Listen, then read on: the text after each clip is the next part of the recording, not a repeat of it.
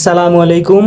আজকে মূলত আমি আলোচনা করব এইচএসসির জীববিজ্ঞান প্রথম পত্রের কোষ প্রাচীর টপিক সম্পর্কে।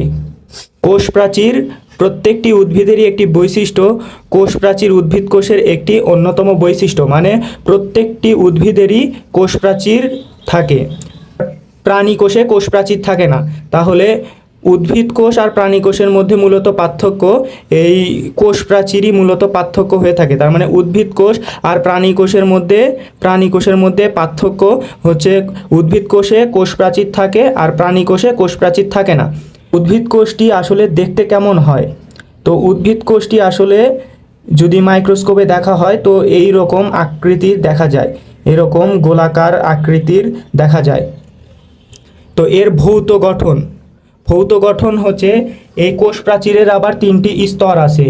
এক হচ্ছে যে মধ্য পর্দা, প্রাথমিক প্রাচীর, আর একটা আছে সেকেন্ডারি প্রাচীর। তো এখন আমরা চিত্রতে দেখতে পাবো যে প্রাচীরগুলো কোনটা কেমন। কোষ প্রাচীরের গঠন কী ধরনের হয়ে থাকে? কোষ প্রাচীরের গঠন, এই মূল যে দাগ আমরা দেখতে পাচ্ছি, এই মূল দাগকে মূলত মধ্যপর্দা বলা হয়ে থাকে। আর মধ্যপর্দার পাশেই এই দানাদার অংশ দ্বারা, বস্তু দ্বারা বোঝানো হয়েছে যে এটা প্রাথমিক প্রাচীর। তার মানে মধ্যপর্দার পাশে যে কোষ সেটাই হচ্ছে প্রাথমিক প্রাচীর। আর প্রাথমিক প্রাচীরের পাশের যে কোষগুলো, বাহিরের দিকের কোষগুলো মূলত সেকেন্ডারি প্রাচীর বলা হয়ে থাকে। আর দুই কোষের মাঝখানে যে ফাঁকা অংশ, এই ফাঁকা অংশকে কূপ এলাকা বলে। আর নিচের দিকের অংশে যে কূপ রয়েছে, এই কূপের একটু নিচের দিকের এই অংশকে বলা হয় পিট মেমব্রেন। তো একটি আদর্শ কোষ প্রাচীরের গঠন, এর মধ্যে মধ্যপর্দা, প্রাথমিক প্রাচীর, কূপ এলাকা ও সেকেন্ডারি প্রাচীর থাকে। এখন মধ্যপর্দা আসলে কেমন হয়? মধ্যপর্দা হলো এটি কোষ প্রাচীরের প্রথম স্তরটাই হচ্ছে যে মধ্যপর্দা। আর প্রাথমিক প্রাচীর মধ্যপর্দার একদম পাশের যে কোষ সেটাই প্রাথমিক প্রাচীর। প্রাথমিক প্রাচীরের পাশে যে কোষটা আছে সেই কোষটা সেকেন্ডারি প্রাচীর। মধ্যপর্দা কাকে বলে? মধ্যপর্দা কোষ প্রাচীরের যে স্তর দুইটি কোষের পাশাপাশি কোষের মধ্যবর্তী যে সাধারণ পর্দা হিসেবে অবস্থান করে তাকেই কোষ পর্দা বলে। মানে একদম মাঝখানে যে কালো দণ্ডের মতো অংশ, মাঝখানে কোষের আরও যেগুলা প্রাচীর আছে, প্রাচীরের মাঝখানে যে অংশ, একেই মধ্যপর্দা বলে। এই মধ্যপর্দা তৈরি হয় মূলত সাইটোপ্লাজম থেকে আসে ফ্রাগমোপ্লাস্ট, আর গোলজি বডি থেকে আসে পেকটিন জাতীয় পদার্থ মিলে এই মধ্যপর্দা সৃষ্টি করে। তার মানে মধ্যপর্দার উপাদান কি কি? এটা ফ্রাগমোপ্লাস্ট এবং পেকটিন জাতীয় পদার্থ। এটা ইম্পর্টেন্ট কোশ্চিন যে মধ্যপর্দা কি দ্বারা গঠিত?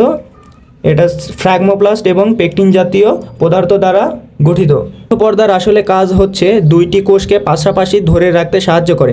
এই ওপরের অংশে একটা কোষ এবং নিচের অংশে একটা কোষ, এই দুইটি কোষকে মূলত সংযুক্ত রেখেছে এই মধ্যপর্দা। তার মানে দুইটি কোষকে পাশাপাশি অবস্থান করতে বা ধরে রাখতে সাহায্য করে মধ্যপর্দা। এরপরে আসা যাক প্রাথমিক প্রাচীর। প্রাথমিক প্রাচীর এই দ্বিতীয় স্তরটি হচ্ছে যে প্রাথমিক প্রাচীর। তো প্রাথমিক প্রাচীর হচ্ছে মধ্যপর্দার পাশে অবস্থিত সেলুলোজযুক্ত পদার্থ হচ্ছে যে প্রাথমিক প্রাচীর। এটি কি উপাদান দ্বারা গঠিত? হেমিসেলুলোজ এবং গ্লাইকোপ্রোটিন দ্বারা গঠিত।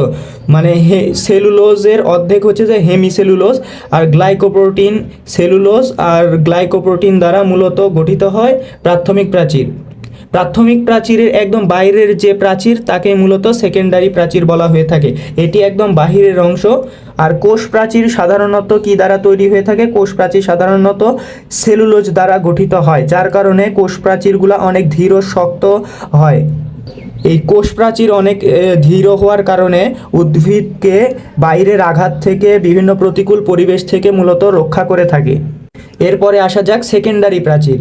সেকেন্ডারি প্রাচীর মূলত তিনটি স্তর দ্বারা গঠিত এবং এতে টারশিয়ারি প্রাচীরও আছে। এখানে টারশিয়ারি প্রাচীর মানে তিনটি প্রাচীর, টারশিয়ারি প্রাচীর আছে মানে তিনটি প্রাচীর আছে।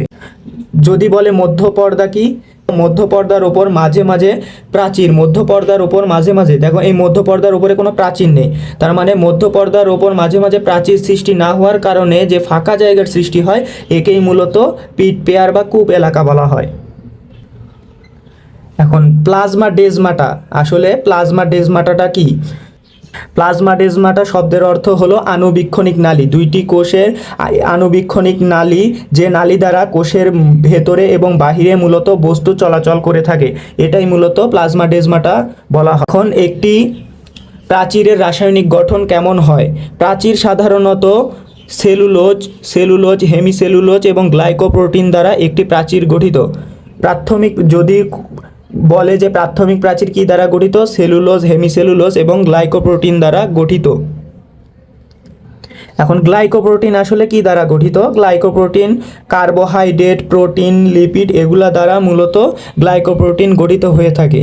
সেকেন্ডারি প্রাচীরে লিগনিন নামক পদার্থ থাকে। এখন উদ্ভিদের সূক্ষ্ম গঠন। উদ্ভিদ কোষ প্রাচীরে প্রধান হলো সেলুলোজ। এই সেলুলোজ মূলত একটি পলিস্যাকারাইড যা 6 কার্বন বিশিষ্ট হয়ে থাকে এবং এই সেলুলোজ 1 থেকে 3000 সেলুলোজ অণু মিলে একটি সেলুলোজ চেইন, লম্বা চেইন গঠিত হয়। আর প্রায় 100টি সেলুলোজ চেইন মিলে ক্রিস্টালাইন মাইসেলি গঠন করে। কতটি? প্রায় 100টি সেলুলোজ চেইন মিলিত হয়ে ক্রিস্টালাইন মাইসেলি গঠন করে। আর মাইসেলিকে কোষ প্রাচীরের ক্ষুদ্রতম একক ধরা হয়। এটি খুবই গুরুত্বপূর্ণ কোশ্চিন যে মাইসেলিকে কি কোষ প্রাচীরের সবচেয়ে গাঠনিক বা ক্ষুদ্রতম একক বলা হয়ে থাকে। আর 250টি মাইক্রোফাইব্রিল, এই মাইক্রোফাইব্রিল প্রায় কতটি? 250টি মাইক্রোফাইব্রিল। এখন মাইক্রোফাইব্রিল আসলে কি দ্বারা গঠিত হয়? আগে যে বললাম মাইসেলি, সেই প্রায় 20টি মাইসেলি মিলে একটি মাইক্রোফাইব্রিল গঠিত হয়। আর এই 250টি মাইক্রোফাইব্রিল মিলিত হয়ে একটি ম্যাক্রোফাইব্রিল গঠিত হয়। বিস্তার লাভ করে মূলত ফাইবার বা তন্তু গঠন হয়।